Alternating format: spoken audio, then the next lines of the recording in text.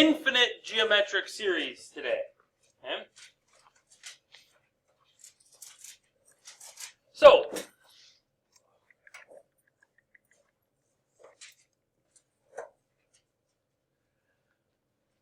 I have two different series up on the board. Okay? Both of them are geometric. Okay? How do we tell if it's geometric? What? Nope, that's arithmetic. Geometric has a ratio, and so we multiply to get the next term, right? Okay. So in the first one, I am multiplying by what? By 1/3?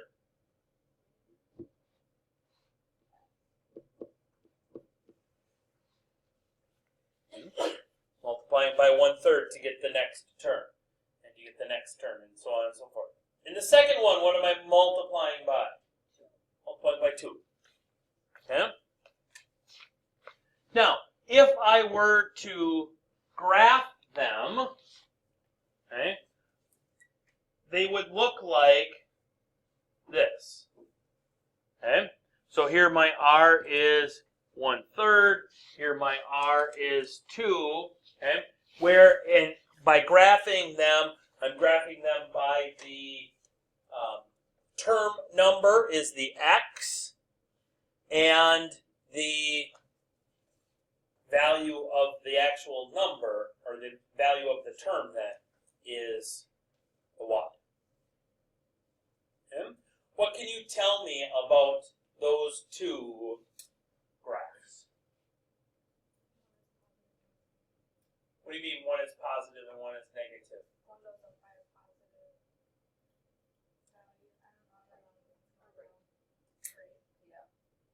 But both ours are positive. Okay.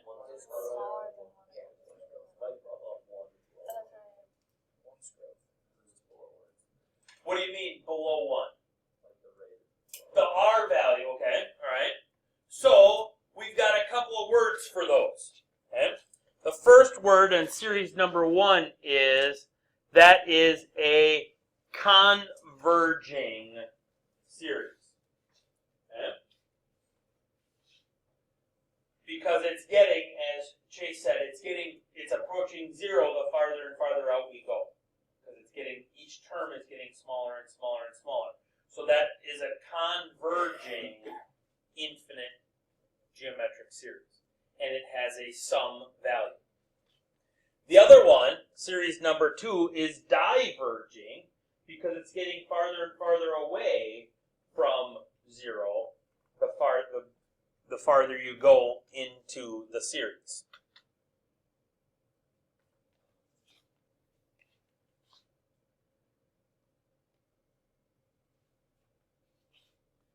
Converging series allow us to have a sum. We can find the sum of an infinite convergent geometric series.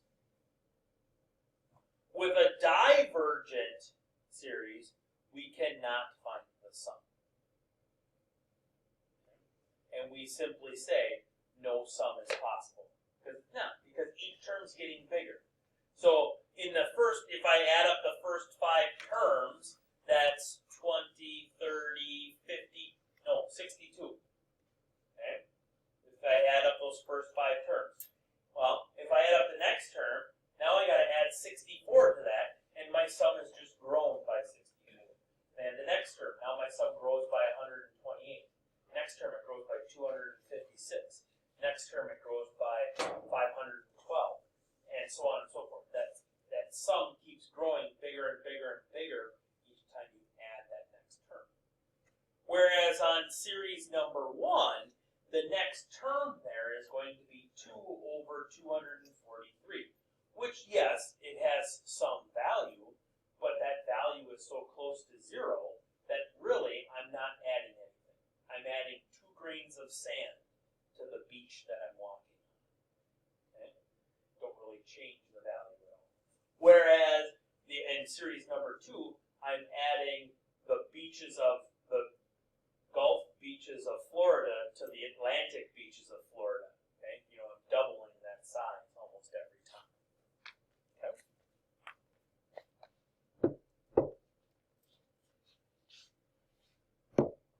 So that's what we're going to explain. Actually, and if R values are negative, once again here in series number 1, our value here was -2, and it's still getting farther and farther and farther away from our 0 line.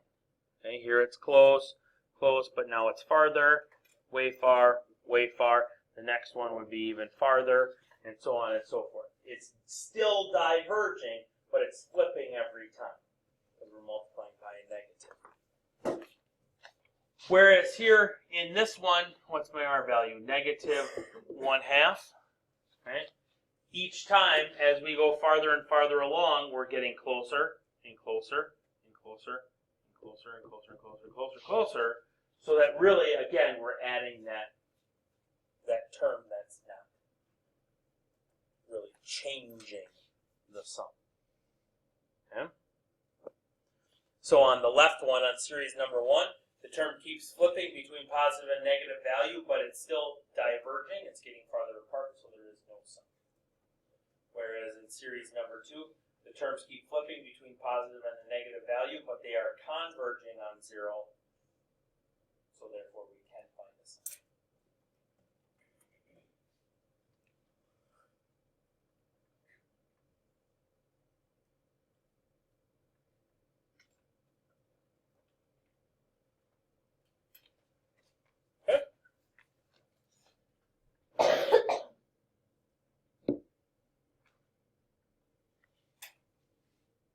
What happens if R is equal to 1?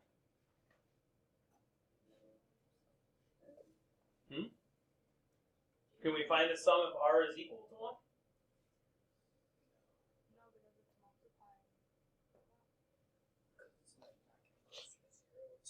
It'd always be adding 2, right? And so it'd always be going up. For each next term, you're going to add 2. And then the next one, you're going to add 2. And then you're going to add 2 more. So here again, no sum exists. So, for what R values do infinite sums exist? Nathan, I think you said it before. Yeah, so it would be greater than 1 or less than 1. Which one? Yeah, no, but which one? Greater than or less than? Yeah, it would be greater. Sure about that? Let's go back and let's look. No sum, R is -2. No sum possible, R is +2. Okay? So R has to be what? What does R have to be in between in order for a sum to exist?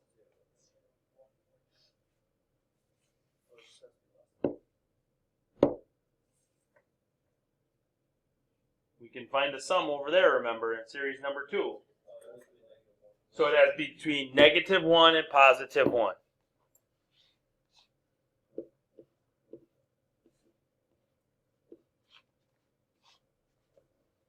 But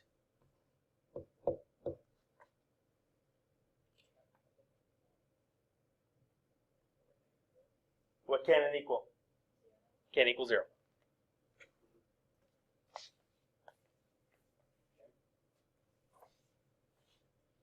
Can't equal 0.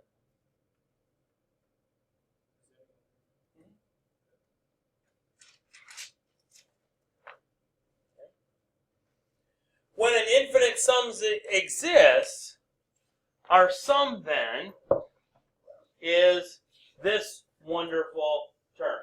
Now, notice a couple of things that we've changed on it. Okay? First off, it's not S sub n here anymore. Okay? Right in that general area. It's just S. Because n is infinity. Okay? We're We're taking the infinite sum, so we're never stopping. Okay? What do we need to find the sum then? We need the first term.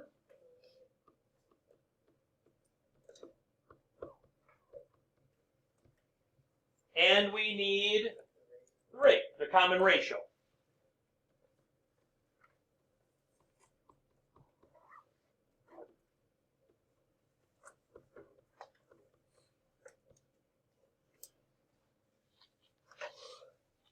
That's all we need. The textbook just so you can just kick out the notes. Yep.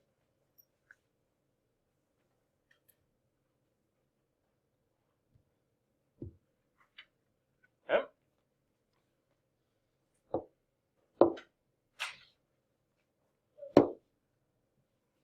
So, find the sum if it exists. What are the two things that we need? We need the first term. How do I find the first term? Well, first off, even before that, is this an infinite sum? Why is this an infinite sum? No. Because we're going to infinity. Okay?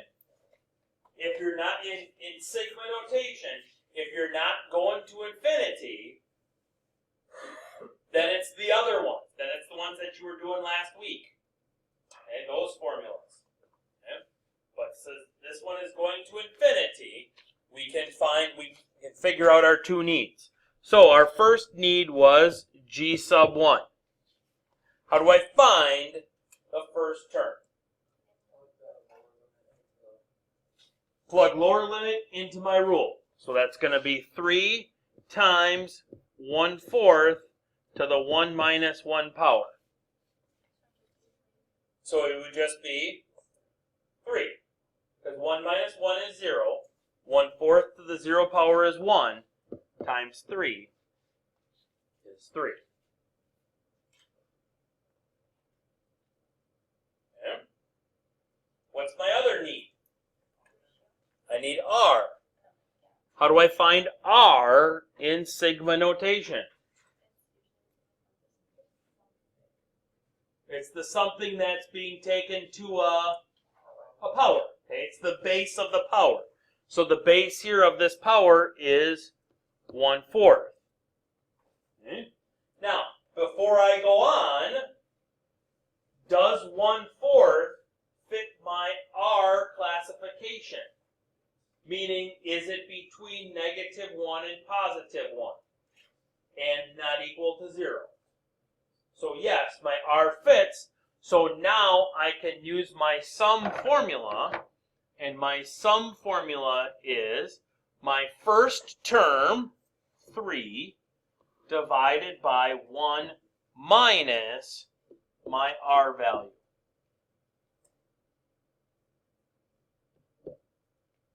So that's 3 divided by 3/4. Without using a calculator, how do I divide fractions?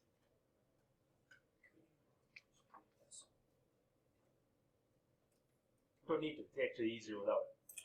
Fractions are much easier. How do I divide fractions? What? Nope, that's adding and subtracting. Multiply by the reciprocal.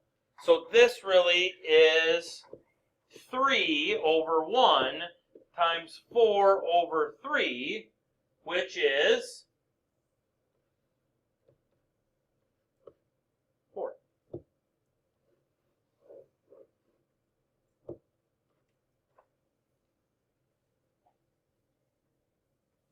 Okay. So if you think about it, okay, go abstract here, Rip Van Winkle. The first term was 3, right? The remaining terms, all the way out to infinity, all are 1.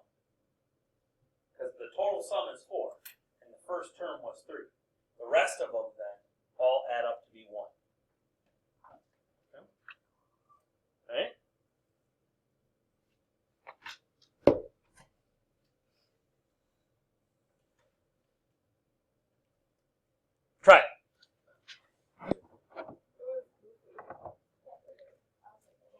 Infinite sum.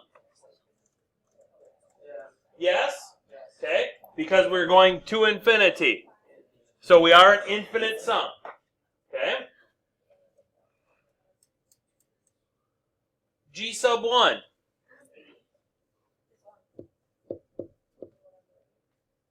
Okay, so negative 1/2 to the 1 minus 1 power, that's going to be 1. Okay? R value. No. R value. Negative 1/2. Does that fit in our classifications for R?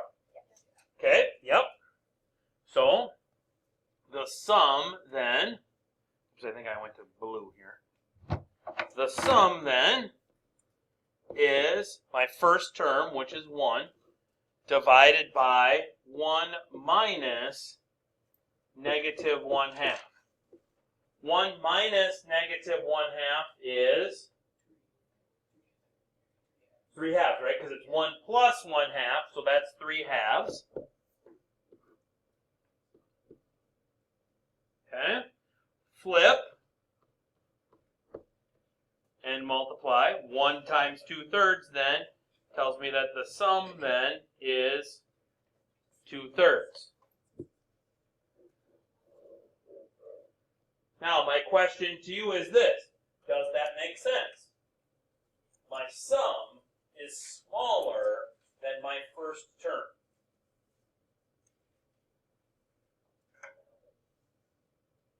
Does that make sense?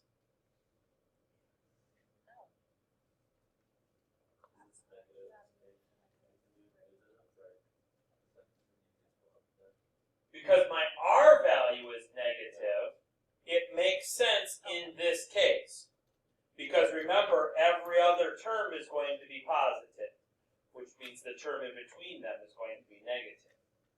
Okay? So they're going to get closer and closer to 0, but yeah, that actually does make sense in this case. If R was positive, then it wouldn't make sense, because your sum then would have to be bigger than your first term.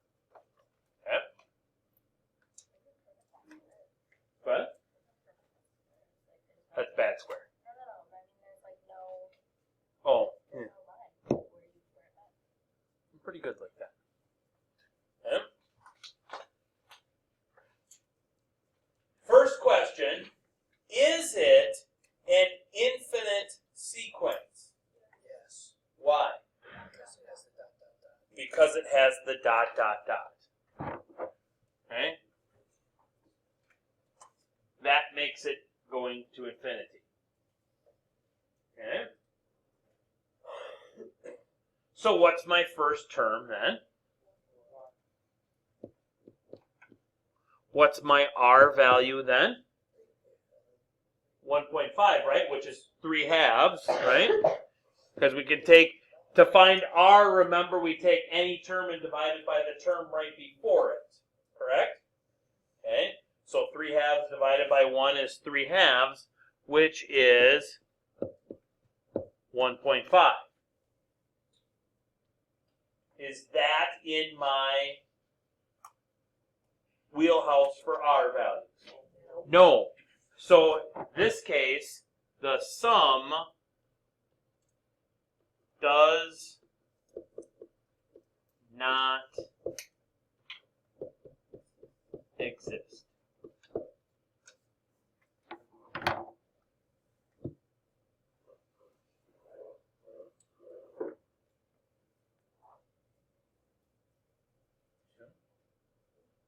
So your sum does not exist in this particular case.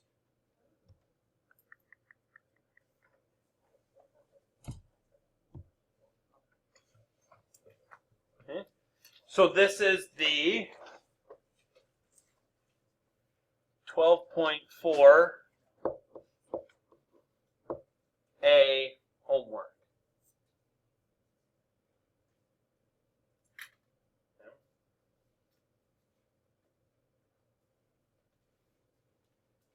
It will be due